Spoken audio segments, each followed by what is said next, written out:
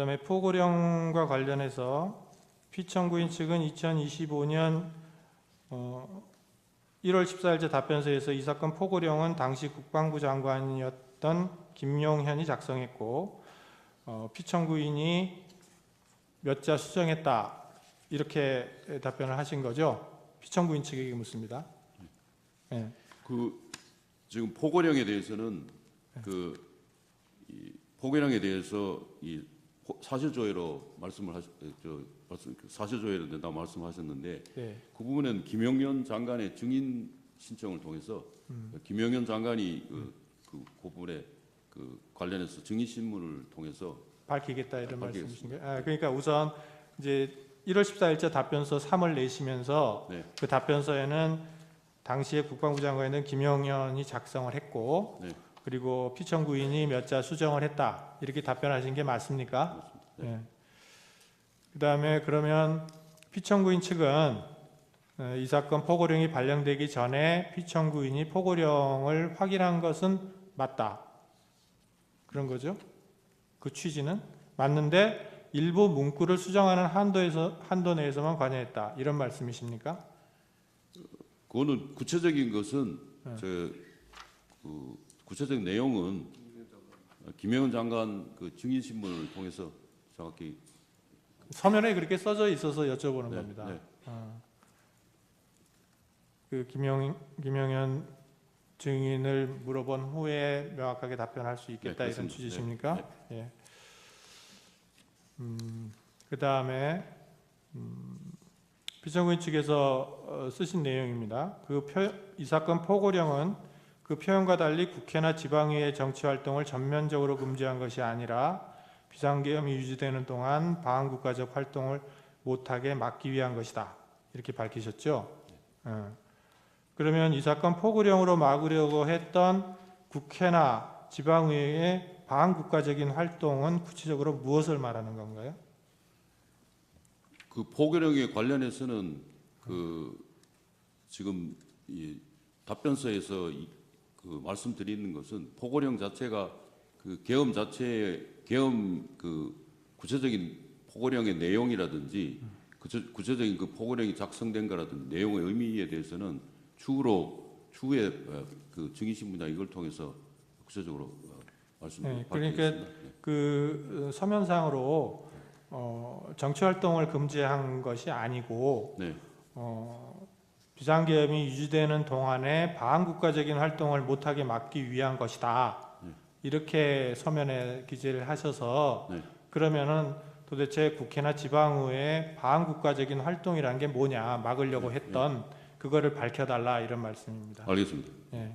그 포고령의 내용에 대해서 구체적인 것은 그 자체 국회의 정상적인 활동을 제한하고자 포고령이 지금 그 포고령에 있는 것은 아닙니다. 그래서 그 부분에 대해서 정리해서 그러니까 그 이유에 대해서 네, 이유에 대해서 정리해서 구체적으로 서면으로 답변을 해주시기 바랍니다. 그다음에 군경을 이용한 국회 활동 방해 관련해서 피청구인 측에서는 국회에 군경을 투입한 이유나 경위 등에 관한 답변으로 1월 14일자로 답변서 3을 제출하셨죠. 네. 그래서 피청구인이 국회에 군경을 투입하도록 지시한 사실 자체는 인정하신다는 거고 다만 그 목적이 국회 해산이나 기능마비는 아니었다 이런 말씀이신 네. 거죠. 그러면 그리고 또 나아가서 병력을 국회에 투입한 것은 야당의 망국적 행태를 알리기 위한 것이다 는 것이죠. 병력을 네. 투입한 거. 병력 투입한 것은 이제 질서 유지 차원 질서 유지로.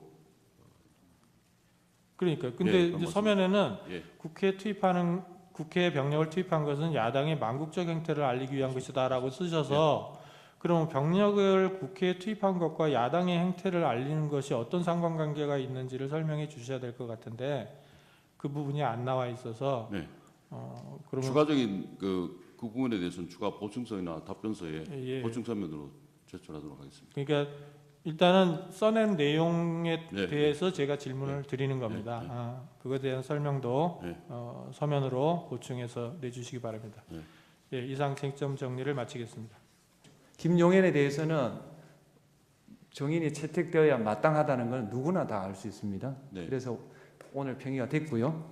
나머지 5명 중에 4명은 내일 평의를 해서 말씀드리겠습니다. 알겠습니다. 그러면 다음 기일에 대해서 말씀드리겠습니다. 제3차 기일은 1월 21일 오후 2시, 그 다음 4차 기일, 5차 기일은 1월 23일 오후 2시, 2월 4일 오후 2시입니다.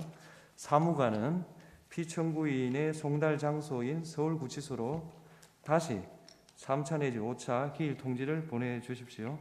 오늘 추가로 6차 기일을 2월 6일 오전 10시부터 하루 종일, 7차 기일을 2월 11일 화요일 오전 10시부터 하루 종일, 8차 기일을 2월 13일 목요일 10시부터 하루 종일 지정하려고 합니다. 원고 쪽 청구인 측 의견은 어떻습니까? 예, 이견 없습니다. 피청구인 측 어떻습니까? 있습니다. 지금 그 피청구인이 어제 체포된 상황에서 저희가 아침부터 저녁까지 이틀 간격으로 하는 거는 충실한 변론을 하기가 힘듭니다. 누가 봐도 일국의 대통령에 대해서 탄핵 심판을 하는데 아무리 형사 절차가 아니라 하더라도 피청구인에게도 인권이 있습니다.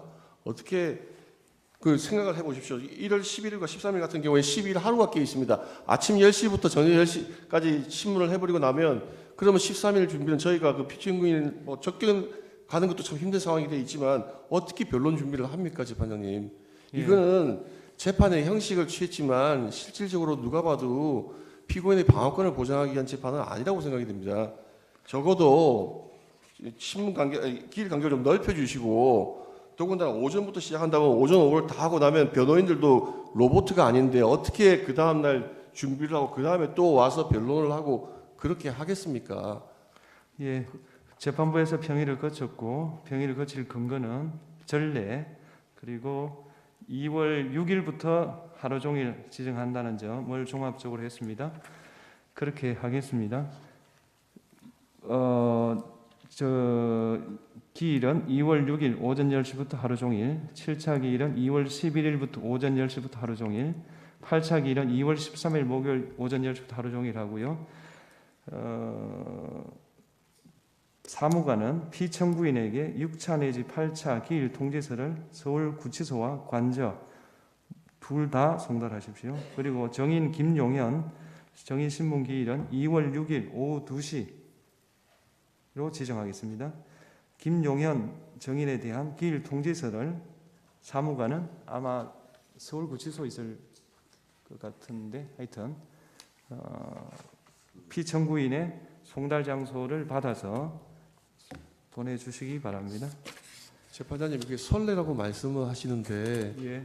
그 선례 다음에 온 사태가 어떤 것이었습니까? 그 선례 다음에 양승태 대법원장이 비인간적인 재판을 받은 걸 기억을 합니다. 저는 그게 얼마나 가혹하고 반문명적인 재판이었습니까? 아무리 대통령이 지금 직무 정지된 기간을 짧게 해야 될 사유가 있다 손 치더라도 저희도 세계 10위권에 들어가는 문명국가인데 대통령의 인권이 난파된 간첩보다 못합니까? 아무리 형사재판이 아니고 헌법재판이라고 하지만 대통령에게도 인권이 있습니다. 난파된 간첩이나 북한하고 직통으로 연결되는 그런 피고인을 재판할 때에도 이렇게 하지는 않았다고 저는 생각합니다. 재판부에서 충분히 논의를 거쳤습니다. 변경하지 않겠습니다. 이상입니다. 재판장님, 김용현 증인 관련해서 말씀드릴 게 있는데 지금 말씀드리려다가 그렇습니다. 네, 죄송합니다. 말씀해 보십시오. 예, 말씀해 보십시오. 예, 김용현 증인은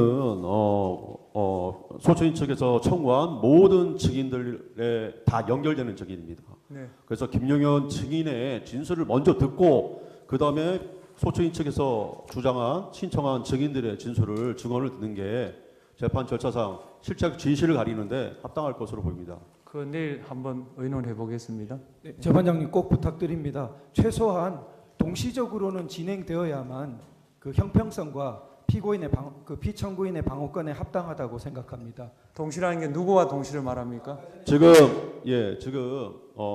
소초인 측에서 신청한 증인 5명 관련돼서 모두 김용현 증인과 연결되어 있습니다. 따라서 만약에 김용현 증인을 먼저 신문하지 못하신다면은 최소한 소치인들 증인 신문할 때 각각 김용현 증인이 나와서 반대 신문 또는 저희가 반대 질문을 할 수 있도록 기회를 주십시오. 그거는 좀 힘들 것 같고요. 김용현 증인 신문 기일을 앞당기는 문제에 대해서는 내일 토론을 해보겠습니다. 지금 경우에는 기일에 제가 기억으로는 23일로 기억합니다만 청구인 신청한 증인들만으로 그 기일이 되어 있습니다. 네. 재판관님들 너무나 잘 아시는 것처럼 이 사실관계를 둘러싸고 첨예하게 대립하고 있습니다. 피청구인은 체포의 채자도 꺼내지 않았다고 언론에 많이 보도된 바 있습니다. 이처럼 첨예하게 사실관계가 대립하는 이러한 사건을 두고 더구나 대통령의 탄핵 사건을 두고 한 기일에서 청구인이 신청한 당연히 청구인 측 진술에 가까운 사람들만 한 기일 전체를 채우고 그리고 피청구인 측의 주요 증인으로 한 사람 신청하고 있는 김용현 증인에 대해서 그 기일에 동시에 반대적인 진술이 나올 기회를 허락하지 않는다는 것은 재판이 공정할 뿐만 아니라 공정하게 보이는 외관을 분명히 띄어야 한다는. 그러니까요. 예. 김용현 증인은 앞으로 바꾸는 문제에 대해서 논의를 하겠다고 그러잖아요. 23일 날 제가 안 된다고 말을 안 했는데 왜 그렇게 말씀하십니까? 꼭 부탁드리는 취지로 말씀드렸습니다. 김용현 증인 먼저 할 수 있습니다. 네. 예, 그건 논의해 보겠습니다. 마치면 되겠죠.